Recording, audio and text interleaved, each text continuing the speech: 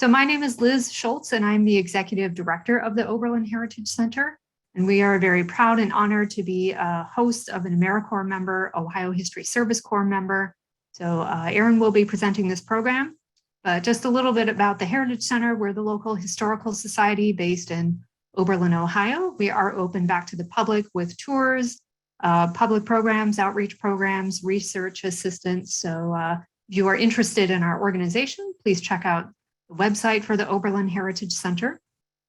I am just pleased to turn things over to Erin Robichaud for this program here today.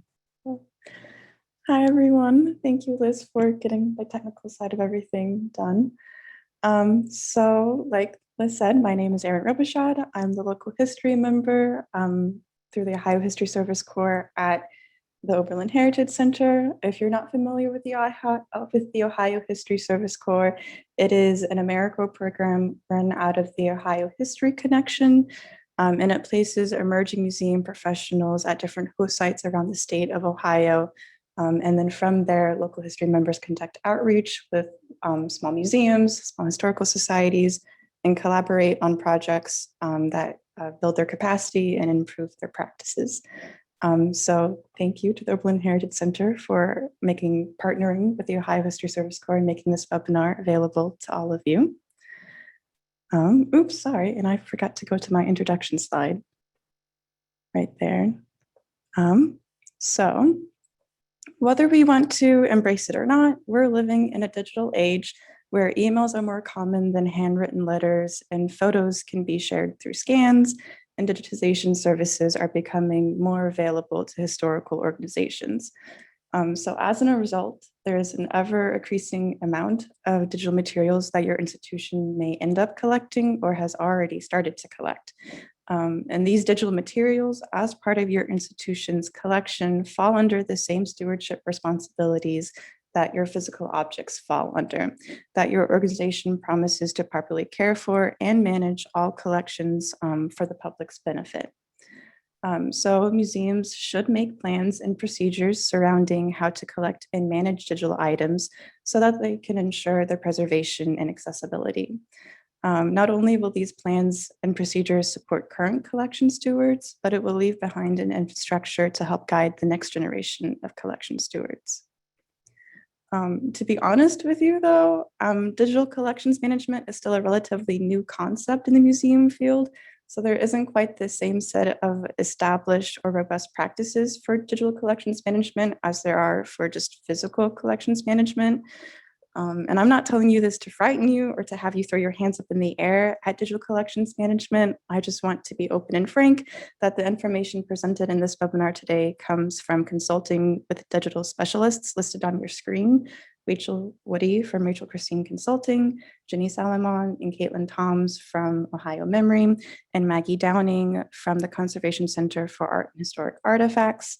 Rather than coming from any sort of guidelines put forth from an institution like the American Association for State and Local History or the American Alliance of Museums. So this webinar will cover 4 different areas related to digital collections management: how to accept digital collections into your collection, and how to transfer them into your collection; how to record digital items. This is probably where we'll spend most of our time, but also how to store and back up digital items, and finally, where to share digital items and make them accessible to the public. And for each section of the webinar, I've tried to include examples of procedures or other documentation that your organization can create that will support digital collections management activities. As much as possible too, I've tried to outline practices that are realistic and sustainable for small, oftentimes all volunteer-run organizations. My hope is that you'll leave this webinar with a basic understanding of digital collections management, and that you'll be able to introduce a practice or two, but hopefully more, at your own organization. And just so you're aware as well, the slides and recording will be shared after the webinar, as well as any resources shared during the webinar. So before we actually get started, though, I just want to share some definitions. That way we're all on the same page. So a steward, I've already used this a couple of times, is the staff member or volunteer at your organization who is responsible for the care and management of collections. A procedure is a document that outlines step by step how a task is to be completed. It doesn't need to be approved by your board or anything like that, like a policy does. And it's a fairly informal document that almost acts like a cheat sheet on how to perform a task. And the beauty of procedures is because they don't need an official stamp of approval. You can change them whenever you need to fit your organization's workflow, and they should have room for flexibility and exceptions. And then a digital item refers to an object in your collection that's in a digital format. Examples include image files like TIFFs, JPEGs, PNGs, document files like PDFs, audio files like MP3s, and visual and audio files like MP4s. So there are also different types of digital items that your organization can collect. So a born digital item refers to an item in your collection that has no physical counterpart. So these would be things like photos taken on a smartphone or emails.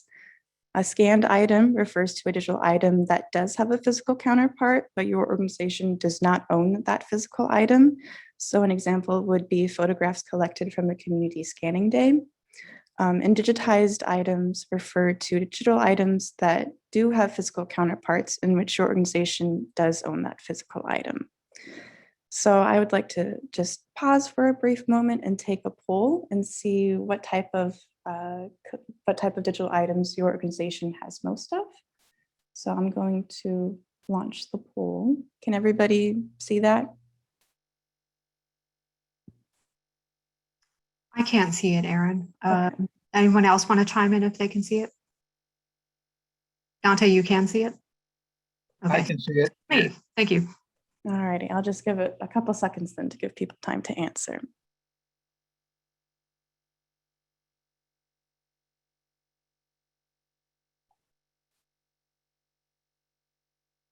Alrighty, so it looks like, I don't know if you guys can see the results yet or not, but it looks like mostly people have digitized items in their collections.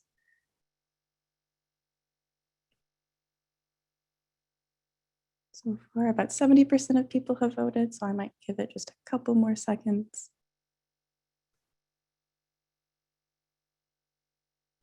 So I'm not sure if you guys can see the results, but I'll just go ahead and read them out loud. So 6% of you said that you have mostly born digital, 31% of you said you have mostly scanned items, 44% said they have mostly digitized, 6% said they have about an even amount, and 13% said that they're not sure. So we have a good amount, mostly in digitized, which is good. So thank you all for participating. So I'll just end the poll.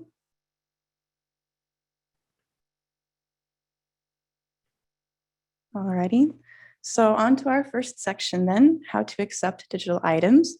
So this section will refer mostly to born digital and scanned items, unfortunately, not digitized items.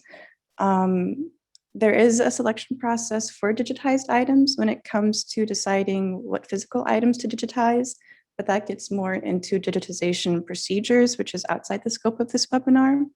Though I will say that because the physical counterpart of the digitized item has already been accepted into your collection, you don't need to do another DITA form or anything like that for a digitized item.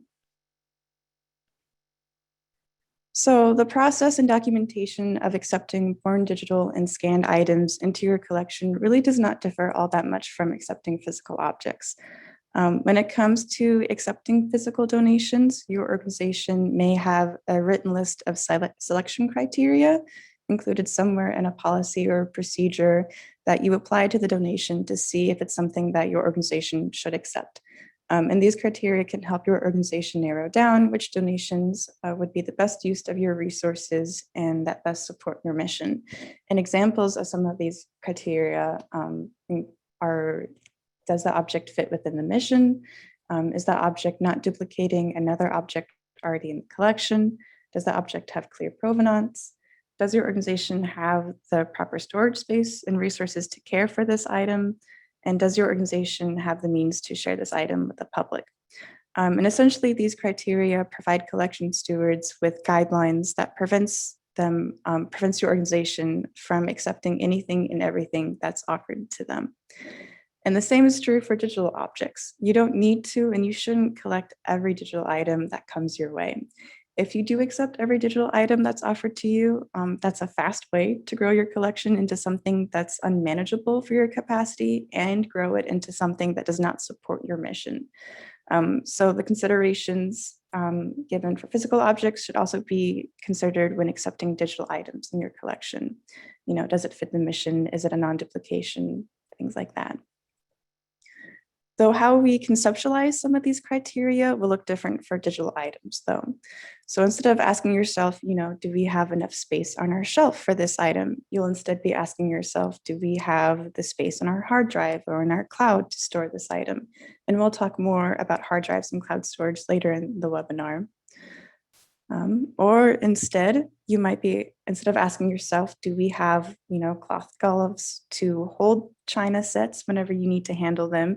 You might ask instead, do we have the technical infrastructure to preserve the digital item? And what I mean by technical infrastructure is, does your organization have the necessary programs or software to open, view, and share a digital item? Or does your organization have a dedicated person or position who in 5 or 10 years' time will have the technical knowledge and the time to migrate the digital item to a different format once its original format becomes obsolete? So another consideration when selecting collection items in general, but especially digital items, is if there would be restrictions placed on them, such as copyright. Before I go any further, though, I do need to say that I am not a lawyer and cannot provide professional legal advice. But just so we're all on the same page, copyright is a type of intellectual property that gives authors or creators the exclusive right to reproduce and distribute original pieces of work. So to the best of my knowledge, though, if the donor created the donation themselves, they possess the copyright to that item. So to avoid copyright restrictions then, when the donor transfers ownership of the item to your organization through a deed of gift form, you may want to consider including a section on your deed form that explicitly states that the donor is also transferring their copyright to your organization. Also, to the best of my knowledge, sometimes though, such as in the case of scanned items, the donor wants to retain their copyright over the digital item. When this happens, you may want to consider including a section on your deed gift that allows your organization to seek permission from the donor for the right to use the digital item. Having the right to use a digital item allows you to use that item within the limits of your organization's operations. So things like sharing the item to social media or posting it online for educational purposes, or things like including the digital item in a virtual exhibit. But it does not allow you to reproduce that item for profit or to make any external decisions about whether X, Y, or Z organization can also include the item on their social media or what have you. Copyright and copyright restrictions are important factors to consider when selecting to accept a digital item or not, because when your organization has custody of a digital item that it does not own the copyright to or does not have the right to use, it limits what your organization can do with that item. You may provide on-site access. You may provide on-site visitors with access to these items for things like research appointments and class field trips, but you cannot reproduce the digital item, like, again, for social media or posting it online or anything like that. So before accepting a copyrighted item in your collection, think about how well you're going to be able to use that item to fulfill your mission, and if its significance is really worth the care and storage space that this item will take up. So honestly, we could have a whole nother webinar on copyright, but I am not equipped to do that. So instead, I'll direct you to Cornell University's library, which provides a guide on copyright. And in their guide, they have this chart which can help your organization decide what type of copyright restrictions a digital item falls under, if any. Besides adapting or creating a selection checklist for digital items or updating your deed of gift form to accommodate copyright restrictions, digital donations still need to go through all the same steps that go into accepting physical objects into your collections. So that means creating a temporary custody form for the item while it's in your possession, If your organization has a collections committee, sending the digital item to them for their approval, sending the digital item to your governing authority for their approval, etc., all of that. So in general, whatever documentation you would create for a physical object and whatever steps you would do for a physical object, do the same for your digital items. So assuming that your organization and governing authority has decided, yes, we want this digital item, how do you receive it and transfer it into your collection? So the preferred methods for transferring digital items into your collection would be to either have the donor upload the digital item to a shared drive like Google Drive or Dropbox, or to have the donor send the digital item to your organization on a flash drive. With shared drives, be sure to download the digital item out of the shared drive and onto your organization's computer and other storage options. And with flash drives, it is a good idea to run a virus scan on the flash drive before downloading anything off of it and onto your computer. And surprisingly, email is the less preferred option for transferring digital items into your collection because of the size limits that email set on digital files that you can send. These size limits mean that the donor may have to send multiple emails to transfer all their digital donations to your organization if they're sending multiple items at once, or that the digital item may automatically be compressed for email delivery. And we want to avoid compressing digital files as much as possible because it can lower their quality. Let's talk about what type of file formats your organization should look to accept or transfer into your collection. So with born digital items, you should transfer them into your collection in the file format that the donor created them in. For example, don't change the file format of an image from a JPEG to a PNG after accepting it, because this file conversion could compress or potentially corrupt the file, which would be bad for the preservation of this item. But for scanned and digitized items, where your organization has a little bit more control over what format the digital item is created in, you should look to create the item in an interoperable file format so that any computer or software system can open and view them. So for images, interoperable file formats tend to be TIFF files, and for documents, these tend to be PDF files. So let's say you've accepted a born digital or a scanned item into your collection, and it's time to accession it now. So whatever accessioning system your organization uses, assign the next sequential number available just as you would for a physical object. No need to fix what isn't broken, right? So for example, if the Oberlin Heritage Center were to hypothetically accept a born digital photo from an individual who attended the citywide celebration for Kurt Russell, who was named this year's Teacher of the Year, we would assign the accession number 2022-5, meaning that this was the 5th accession of 2022. Once your digital item has an accession number, you can then record this number in the collections management software like PastPerfect or catalog it, or you can write it into your handwritten catalog. When it comes to assigning an accession number for digitized items, I would recommend assigning the same number as the accession number for its physical counterpart. For example, if the Oberlin Heritage Center has digitized photographs from the Worcester family photo album, we would go into our PastPerfect records and see that the photo album was given the accession number 1994-37. So even though these photographs were digitized in 2022, we would still give them the accession number 1994-37 so that it matches the physical accession number. So after assigning an accession number, next comes giving a file name to the digital item. You'll also need to create a name for the folder in which the file will be located in. But before going any further though, I want to pause and get a sense for how everyone names their digital files. So if you could just write in the chat an example of how your organization names your digital files, I would appreciate it. All right, Erin, I'm going to open the chat so everyone can see everyone else. So I think you should all be able to use it now.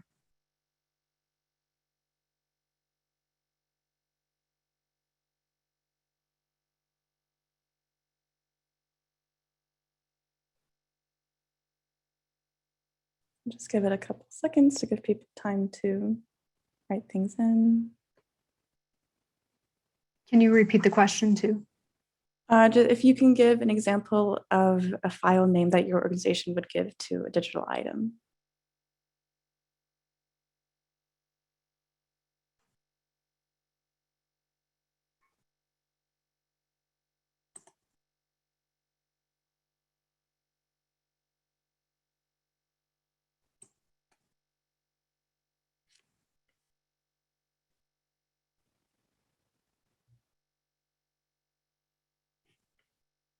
Liz, are you seeing anything in the chat?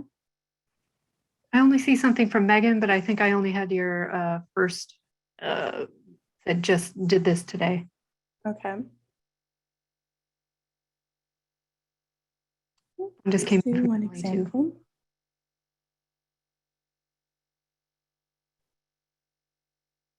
Thank you, Emily, for your example.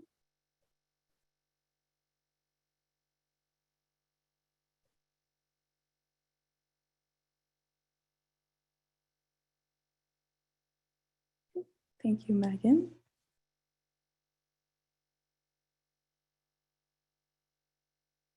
So I think I just might call it there for the sake of time. Thank you for everybody for participating. So in general, folder and file names should be brief, descriptive, and consistent, which the ones in the examples were, which is great to see. There are naming conventions that will help you keep folder and file names brief, descriptive, and consistent.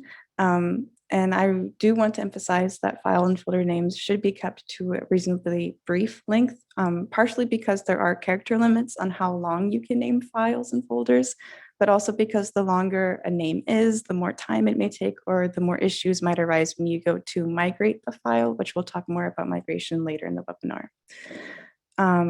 So before going into what these naming conventions actually are, though, I do want to preface again that these conventions are best thought of as building blocks that will allow your organization to construct your own unique naming system for folders and files that works best for your organization. So since each organization will end up having its own unique naming system, I would recommend creating a manual or a procedure that outlines how your organization names folders and files. It doesn't have to be very long, very fancy, just something that others in your organization can reference and use to replicate folder and file names in the future. Having such a manual or procedure will force your organization to sort of think about how best to name folders and files, and it will ensure that you're being intentional in the way that you're naming your digital items. So the first of our naming conventions is that you should avoid special characters in file names, including periods, slashes, and spaces. These symbols are used as different commands in programming languages and operating systems. So even though your current operating system can open and share file names with periods, slashes, and spaces in them, there's a chance that a different operating system or a future operating system may recognize those characters as a command. And long story short, you won't be able to load the file and you won't be able to view that file. So instead, I would recommend using characters such as dashes and underscores when you want to separate letters or numbers in your file or folder name. And when it comes to separating words, you can also use camel case, which is where you capitalize the first letter of each word with no spaces. When it comes to numbers, you should include leading zeros that your digital collection has room to grow. For example, we do the same thing with accession numbers. Earlier, I gave the hypothetical accession number to the Kurt Russell photo, and I gave it the accession number 225. So with the leading zeros, we have the potential to accept up to 999 accessions for this year, even though it's not likely that the Oberlin Heritage Center will receive 999 donations. It means that once we get 10 donations or 100 donations for the year, we don't have to change our naming system. I would also recommend using the International Standard Date Notation for recording dates, in which the year is recorded first, then the month, then the day, because this particular notation ensures that your digital files will appear in chronological order within the folder. So using our naming conventions, let's start with how to name digital folders. So if it's easier, you can think of digital folders as archival boxes in which related collection objects are housed together. So each collection of digital items should have its own folder. The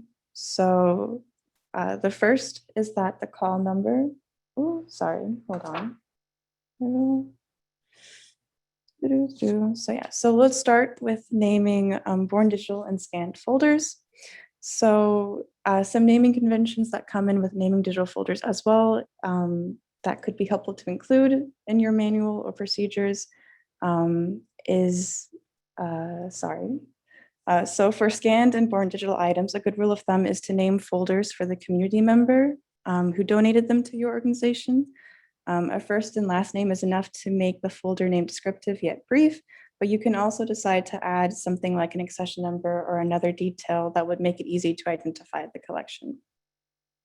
So let's say that the Oberlin Heritage Center decided to name the Born Digital photo using just the donor's first and last name.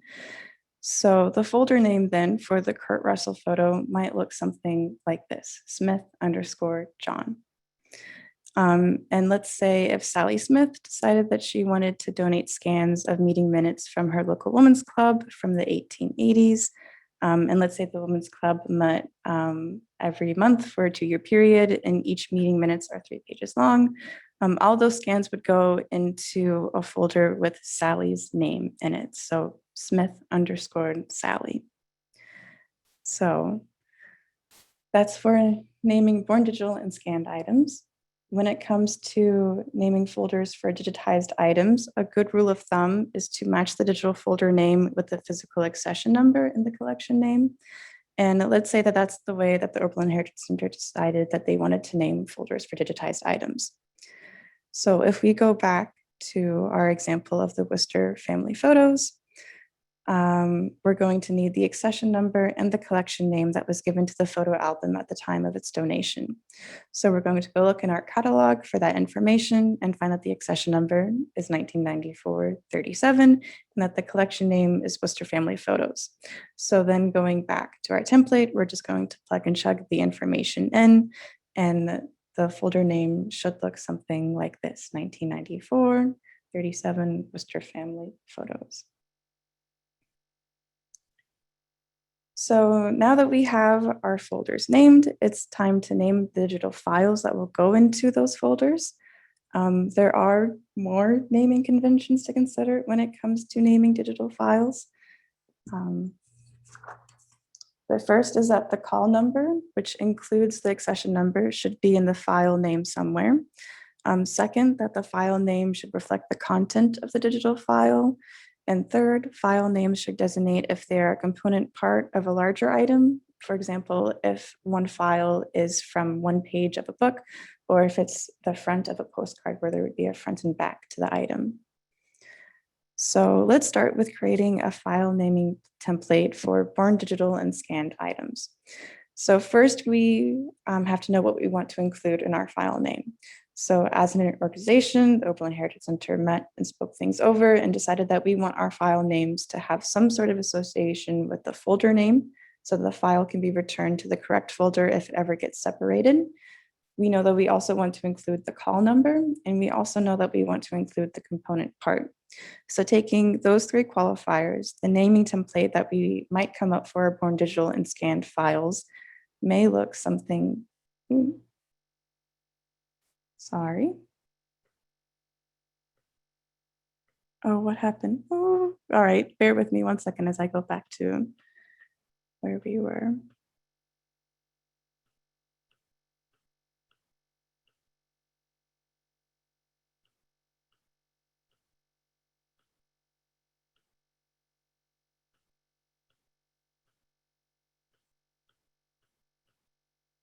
Thank you all for your patience.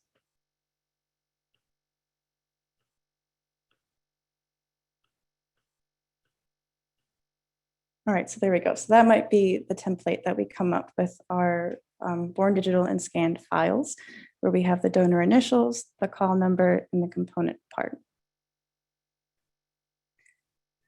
All right, so going back to our examples then, let's fill out the template for the John Smith photo. So first we're going to enter his initials as it appears in our template. Then we're going to go ahead and add the call number. And then because this is a digital photo and it doesn't have a front or a back to it, there is no component part to it. So we're not going to add a component part to the file name. And this is where having procedures be flexible and allow them to have room for exceptions comes in handy. So then using the same template, we're going to create file names for Sally Smith's donation of meeting minutes, and plugging and chugging in our information, the file names may end up looking something like this. So moving on to digitized items then, when it comes to naming digitized files, the same naming conventions apply. It should include the call number, reflect the content of the digital item, and designate component parts so that it can and be able to be returned to its original folder if it ever gets separated. So let's say that the Heritage Center came up with a template that it's just the call number and the component part, and we decided that was enough to be descriptive, but also brief. So we can then fill in the information that we know for this file and come up with a file name that may look something like this, 1994 and 37.1, and then the component part, because this is the front of the photograph. So I think that covers sort of the basics of naming digital files and folders. I know technology was a little wonky in this section. So if you have any questions about naming folders or files or something I didn't explain clearly, just leave a question and we can address it at the end of this section.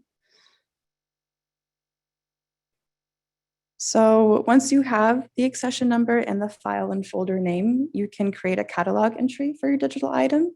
This is done exactly the same way as you would for physical objects. So either entering the information into Past Perfect or another collections management system, or recording information by hand into a catalog book. The only thing that could potentially be different is how you record the location of a digital item. Instead of a physical location, you'll have a file path where this greater than symbol sort of indicates that this file is within this folder. So sort of like a sandwich almost. So next we're going to be talking about metadata. To give a bit more context about metadata for those who need it, metadata is information recorded about a digital file that makes it easier to search for, to describe, to manage, and to share. So think of metadata in terms of additional catalog information that you're recording about your digital items. And having metadata attached to your digital items is important because it can help you quickly identify things like copyright restrictions or dates associated with a particular file, and overall will allow your organization to maintain better control over your digital collection. And for these benefits and more, collecting and maintaining metadata is considered a standard practice for digital preservation. So metadata can be categorized into 5 different types. And I know this looks like a lot at the moment, but I promise I'll explain. So the 5 different types then would be descriptive, administrative, technical, structural, and preservation. And you can see examples on screen of a brief description of what type each metadata collects and examples of what they would collect. So I'm not going to go into too much detail about this, but there are also metadata schemas out there that outline all the possible fields that can be collected for a single type of metadata. Now, ideally, organizations would collect all 5 types of metadata for every digital item, but collecting that much information is unrealistic. For small institutions, it's unrealistic even for larger institutions. And that's because collecting metadata is one of those never-ending projects that always needs to be done.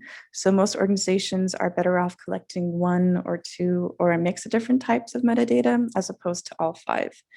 And the way that organizations can stay consistent with metadata collection, and by choosing what type of metadata organizations collect, they can stay consistent with metadata and collect information that's the most pertinent for them and what they want to do with their digital items. So for example, Ohio Memory and the Ohio Digital Network do not collect the same metadata. Some of their metadata fields overlap, but there's also some fields that one has that the other does not. For example, with this particular example, you can see that Ohio Memory collects the image height and image width of photographs, whereas the Ohio Digital Network does not. And I should also mention too that both organizations primarily collect descriptive metadata for their digital files. And that's because descriptive metadata, which includes fields like titles, descriptions, dates, creators, and more, those fields are best suited for online sharing platforms because these fields can help audiences search for and find digital items or just give more context and information about digital items. So to help their staff and contributors identify what fields they collect, Ohio Memory and the Ohio Digital Network have created documents that outline what metadata fields their institutions collect with a brief description of how to record and fill out each field. And I would recommend creating a similar document that outlines how much metadata collection your organization decides is worthwhile and feasible for you to collect. And this will make sure that metadata entry is consistent from person to person. And to help you decide what sort of metadata and what metadata fields are right for your organization, I've included a resource that we'll get to in 2 slides from now that outlines different metadata fields. So before explaining that source though, I also want to say that I've also included in the resources a metadata template, just a simple Excel spreadsheet that your organization can use as a starting point for recording metadata. The template combines the required fields of metadata collection for Ohio Memories and the Ohio Digital Networks procedures. So your organization can, of course, adapt this template to meet your metadata standards by adding things. I wouldn't necessarily recommend getting rid of any of the fields because if you want to share these items eventually with Ohio Memory or the Ohio Digital Network, then you're going to need these fields, but you can certainly add however many you want. So along the top, you can just see there are the different metadata fields, and then you would just plug in the information down below. So this is the resource that I was talking about earlier. So this is the Ohio Digital Network's metadata application profile, which in addition to listing all the possible metadata fields that your organization can add to the Excel spreadsheet, it also explains in more detail how to fill out each field.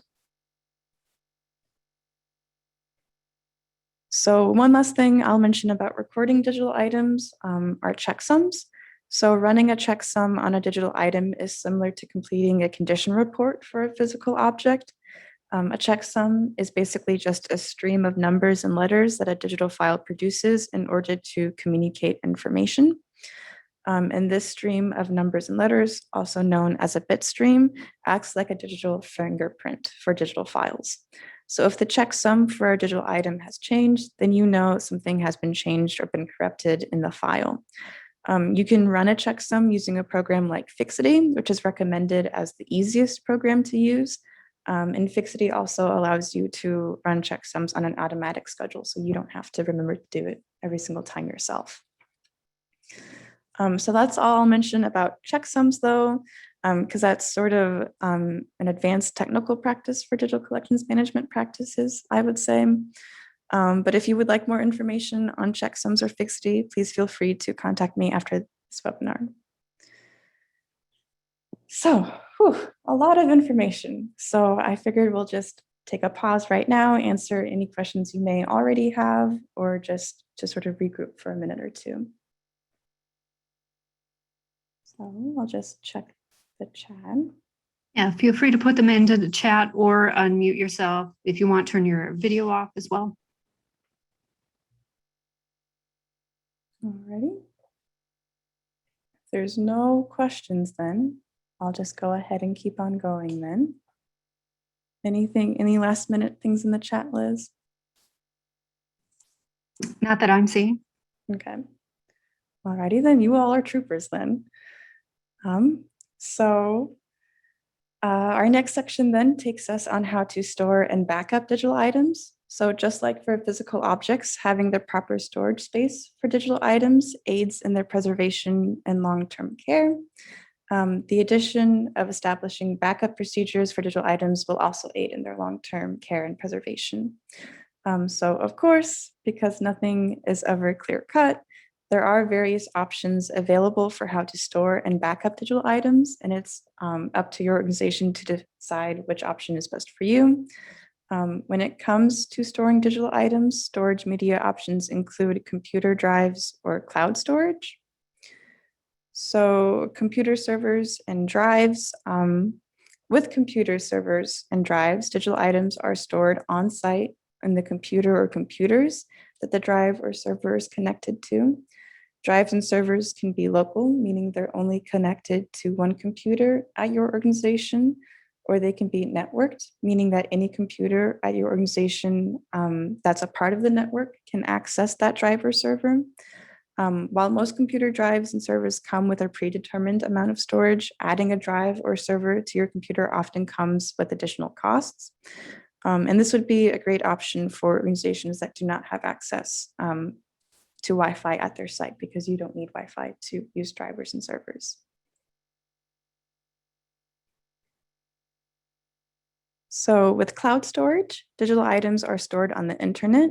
You can access digital items wherever or whenever you want, as long as your computer has access to some sort of Wi-Fi source. Adding cloud storage also comes at additional costs, which varies between cloud providers, how much storage you need, and how often you need access to items. So other storage options include removable media like flash drives or CDs and DVDs, but these options are not great for long-term storage solutions just because of technology obsolescence. Most computers and laptops don't come with disk readers anymore, and some don't even come with USB ports anymore.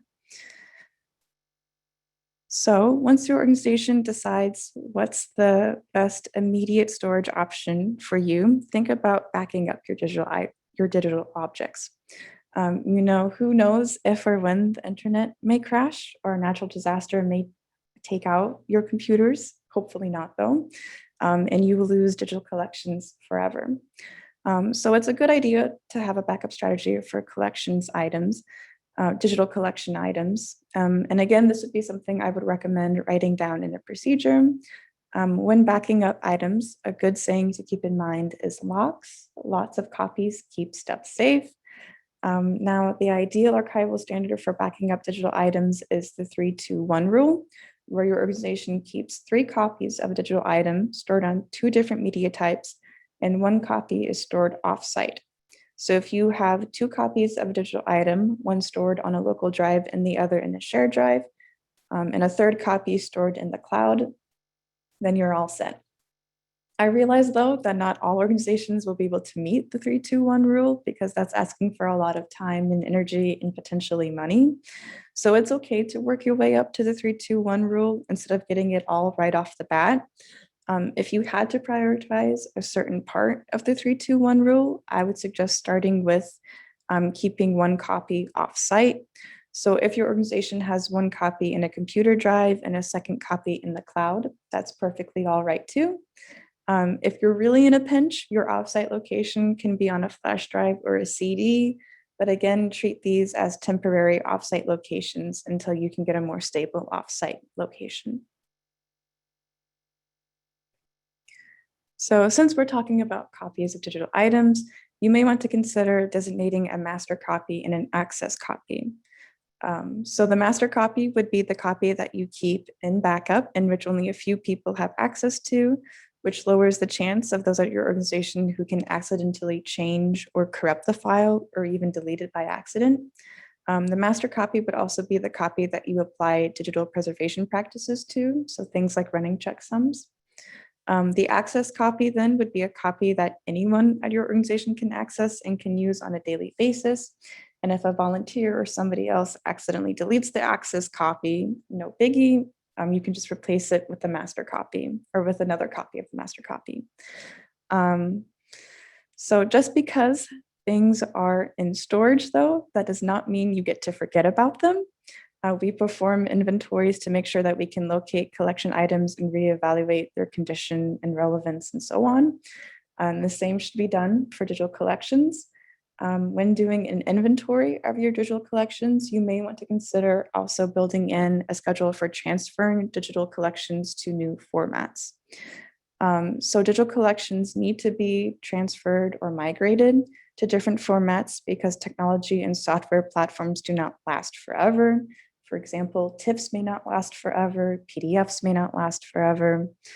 And you don't want to lose access to a digital item because it's trapped in a format that your computer can't view anymore.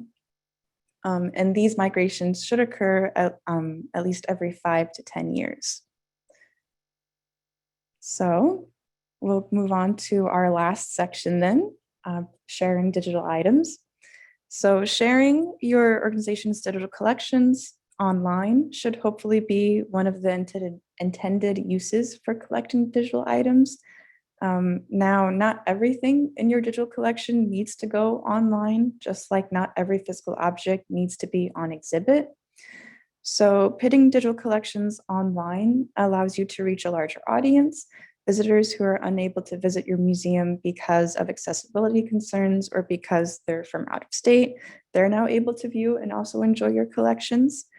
Having digital collections online can also help you build your knowledge of your collection. For example, if you share a scanned photo online, a family member from another state might be able to identify the people in the photo for you if they're unidentified.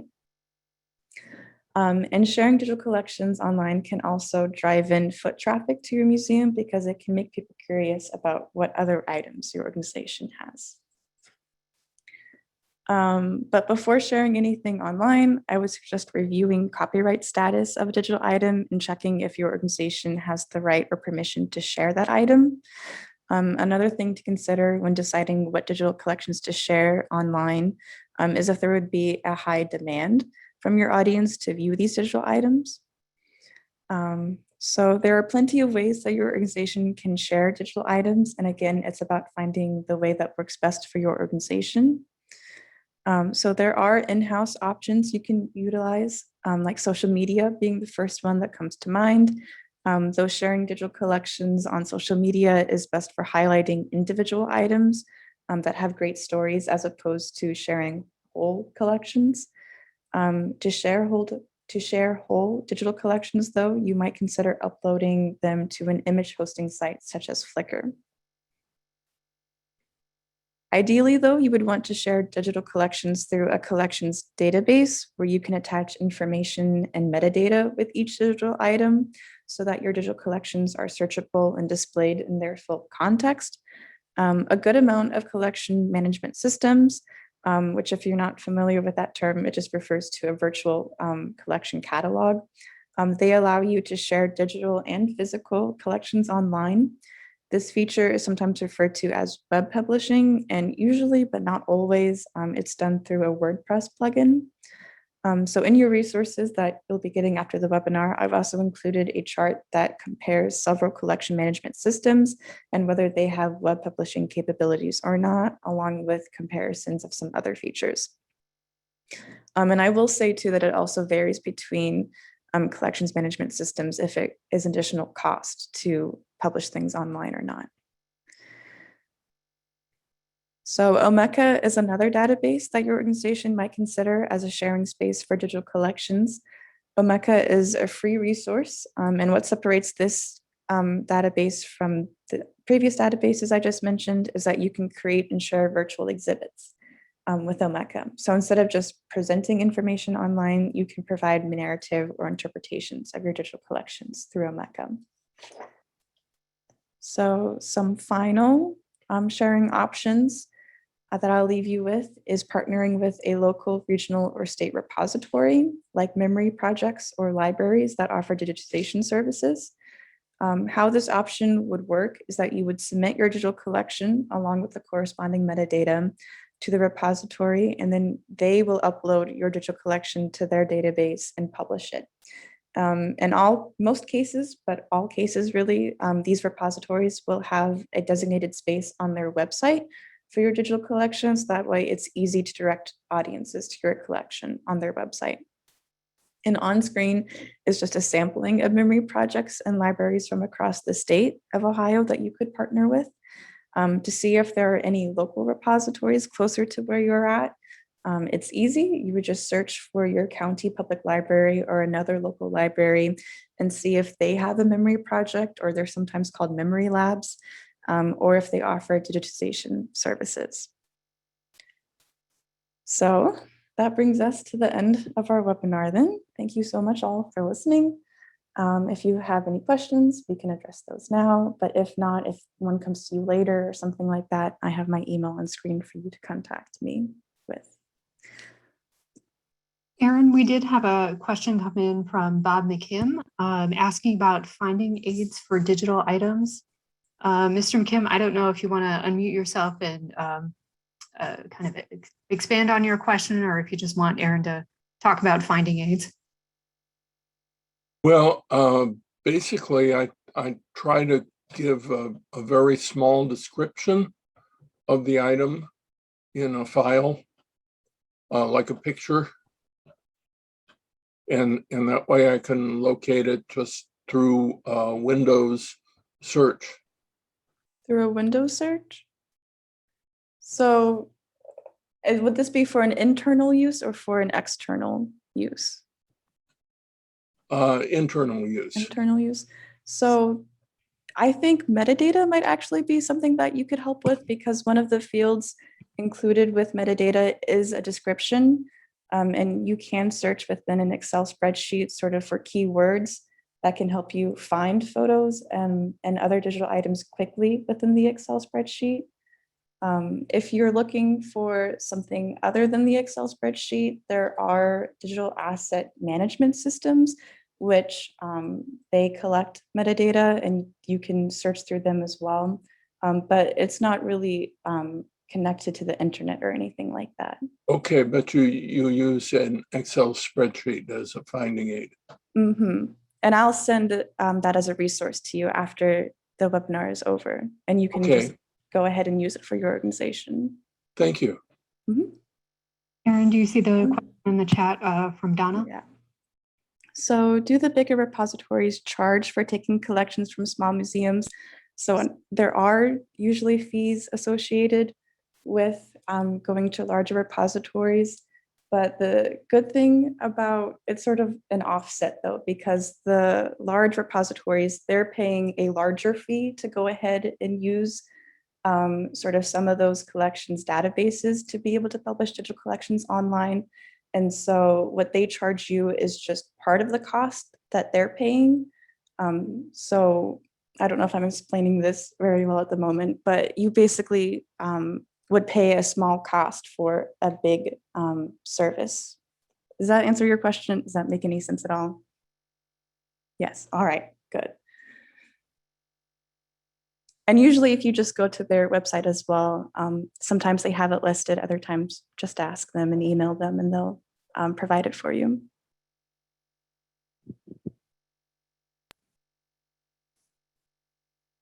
So it looks like Jen put something in the chat, although it looks more like a comment than a question, Jen.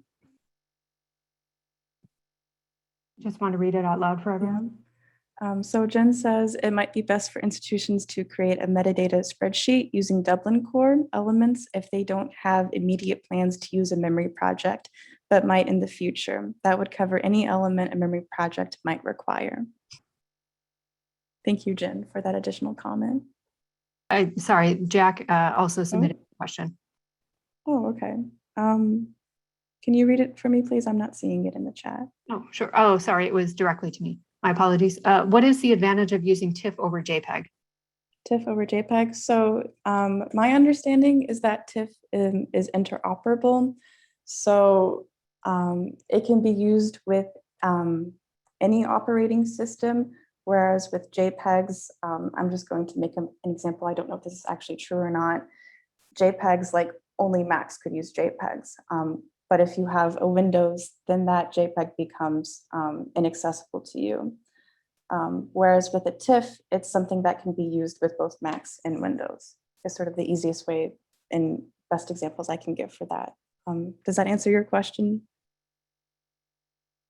I'm going to add on to that sometimes the file types also, it comes down to whether they are compressed or not as they're reopened or closed or moved between things. And one of the next comments is Bob asking about audio files, and it's similar that MP3s are kind of like, if you're making a photocopy of something, it's the lowest level, whereas the original is the richest if you're making copies or masters. So audio files will often use WAV files.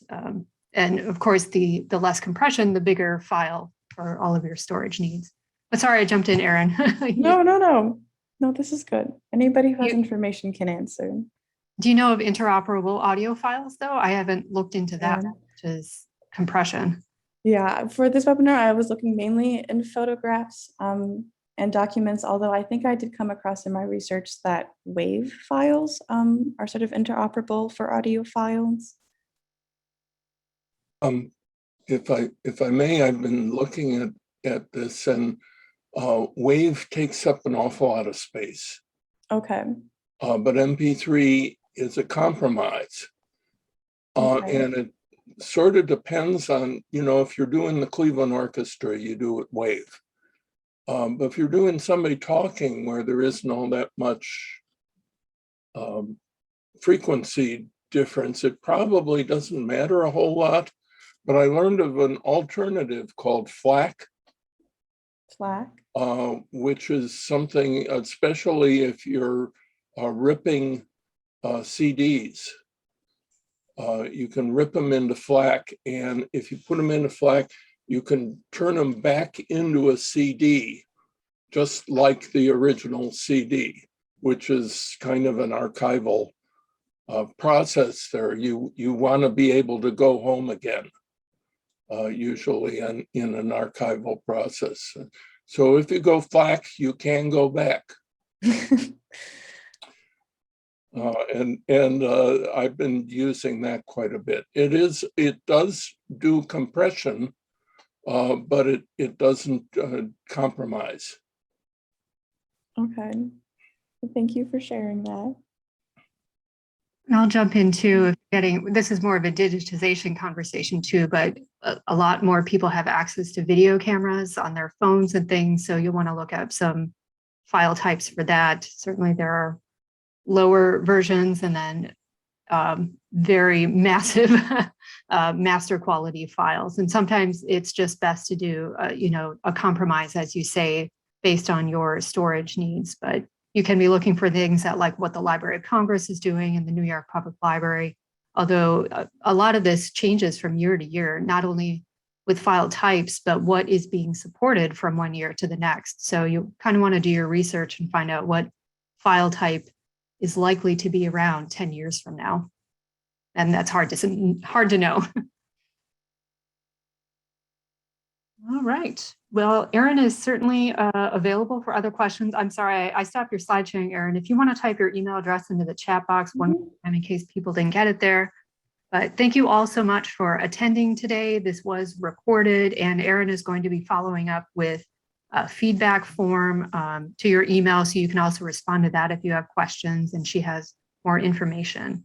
But just that the fact that you're here, it's always good to know that other organizations are going through the same thing and trying to figure things out. So always feel free to reach out, and we're a friendly field to help each other out. Anything else, Erin?